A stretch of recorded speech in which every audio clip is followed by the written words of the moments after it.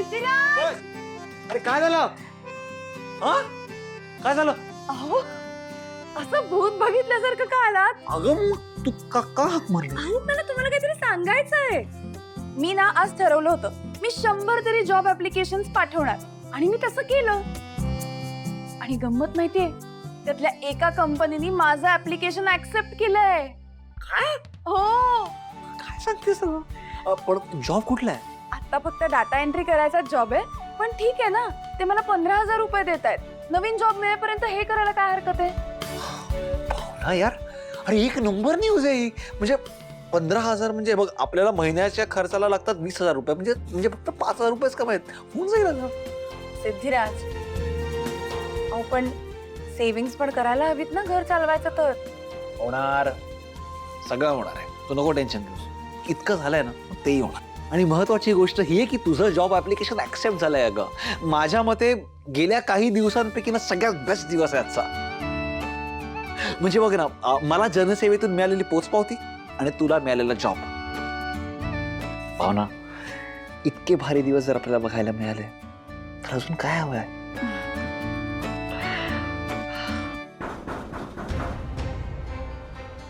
आत्ता कोण आलं?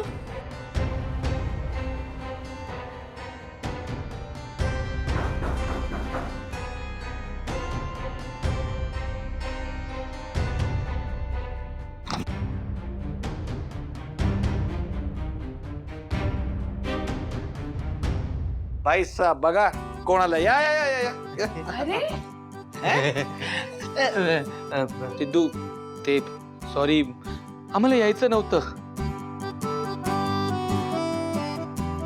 मी हिमेशला पण सांगितलं की असं कसं वाटतं अवेळी न कळवता सिद्धूच्या घरी यायचं.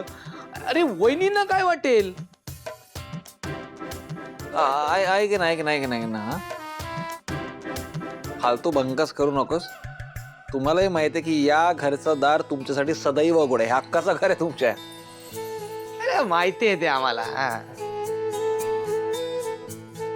पण भाऊजी, आता अचानक कसे काय आलात? हो वहिनी, सिद्धूने आज अभिमान वाटावा असं काम केलंय आणि त्या लहान मुलाचा जीव वाचवला आणि त्याचं बक्षीसही मिळालंय त्याला. मग सेलिब्रेशन तो म्हणताय ना? हा, सेलिब्रेशन पाहिजेच. आणि सेलिब्रेशन सोबत वहिनींच्या हातची अस्सल फक्कड मिसळ. अच्छा अच्छा अच्छा, म्हणजे माझं सेलिब्रेशन करायला नाही तर हिच्याची मिसळ खायला आलात तुम्ही? हा? हे हसू नका. हो वहिनी, तुम्हाला त्रास नव्हता द्यायचा आम्हाला. मी या महेशला बोललो पण, अरे असं अचानक कसं जायचं?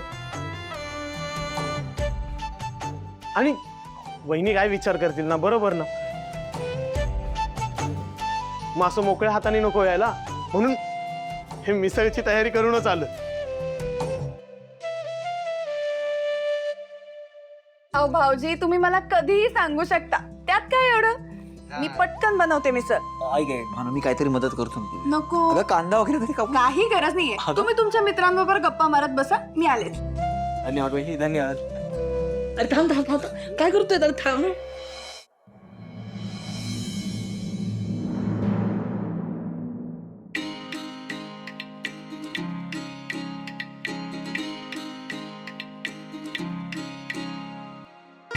तू असं चांगलं काम रोज करत बसा, म्हणजे आम्हाला कसं सेलिब्रेशनला कारण मिळेल. वहिनींच्या हातची फक्कड मिसळ खायला मिळेल. काही पण म्हणशील, अरे कोणाचीही मदत न घेता एकट्याने एवढं धाडसी काम केलंयस.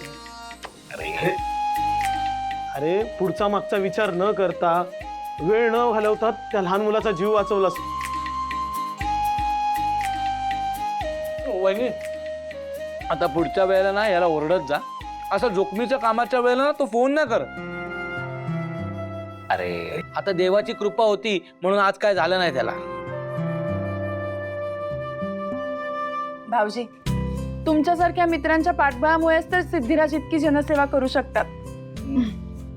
वहिनी बस झाला, थँक्यू. नाही नको नको. अरे नको, अरे बाबा नको. अरे ऐका ना वहिनी, अहो मन भरलं नाहीये पण पोट भरलंय भाई. हो, पण मी एवढी मिसळ केली आहे, ती कोण संपवणार? ना मी डब्यातून घेऊन जाणार आहे ती. वा. हा. घरी हा. बरं, चालेल. काय आलं? अरे काय झालं म्हणजे?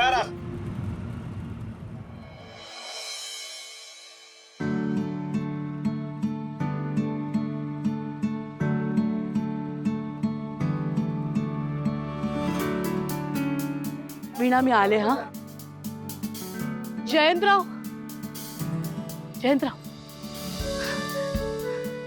तुमचे आभार कसे मानू कळत नाही. म्हणजे अगदी वेळेवर येऊन वाचवलं तुम्ही आम्हाला. ही आत्ताची काय खरेदी सुरू आहे ना, ह्याचं सगळं श्रेय तुम्हाला आहे. वाई तुम्ही तुम्ही थँक्यू म्हणून मला लाजवताय खरंच. Come on, we are family. In fact सकाळीच मी पुण्यात शॉपिंग करत होतो तेव्हा तुम्ही सगळ्यांची आठवण आली मला. सगळ्यांसाठी थंडीचे कपडेही विकत घेतले मी. तेच द्यायला मी घरी गेलो होते तेव्हा मला कळलं तुम्ही नवीन व्यवसाय सुरू केलाय आणि इथे मंदिरात पिठाचा स्टॉल लावणार आहात. त्यासाठीच मी इथे मंदिरात आलो. या शुभ प्रसंगी भेट झाली तुमची आणि तेव्हाच हा सगळा ड्रामा झाला. बट आय एम ग्लॅड की माझी मदत झाली तुम्हाला. आता एक काम करा, आलाच आहात ना तर आमच्याबरोबर घरीच चला. चांगली गरम गरम भाकरी खाऊ घालते तुम्हाला. I am so sorry I, मला आता पुण्यात पुन्हा पोहोचणं गरजेचं आहे. हो पण जेवून घाल ना. आई माझे एक कलिग ना माझ्या घरी एका इम्पॉर्टंट मीटिंगसाठी येतात. काही डॉक्युमेंट्सवर माझी सिग्नेचर राहिली आणि वेळ तिथे पोहोचणं खूप गरजेचं आहे. त्यामुळे मी निघतो. ठीक आहे, पुन्हा येईन मी नक्की. नाही.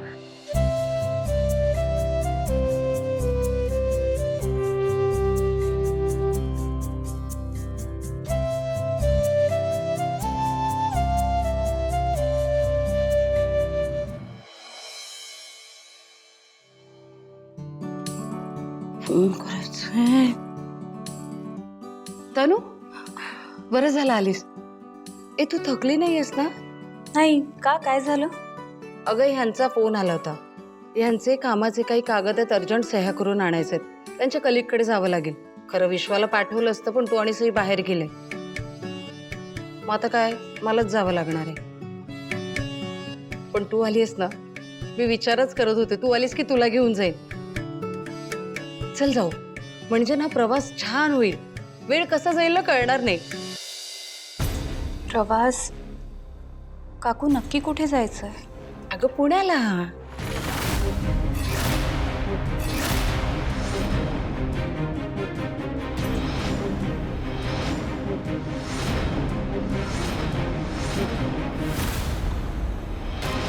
पुण्याला? हे नाव ऐकलं कीच धडकी भरते. जयंतचा चेहरा समोर येतो. काय करू, कसं टाळू आता?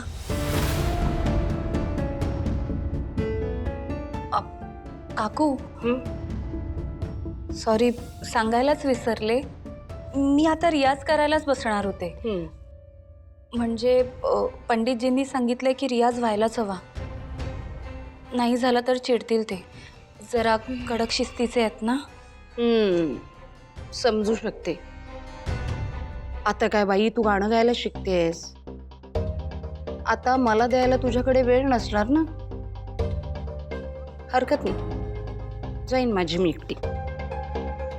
हा आता प्रवासात येईल एकटीला कंटाळा, काय करेन मॅनेज. काकू नाही, तसं नाही. मी मी येते तुमच्यासोबत. अगं पण तुझा रियाज आल्यावर करेन. नक्की? हो. चल मग ये.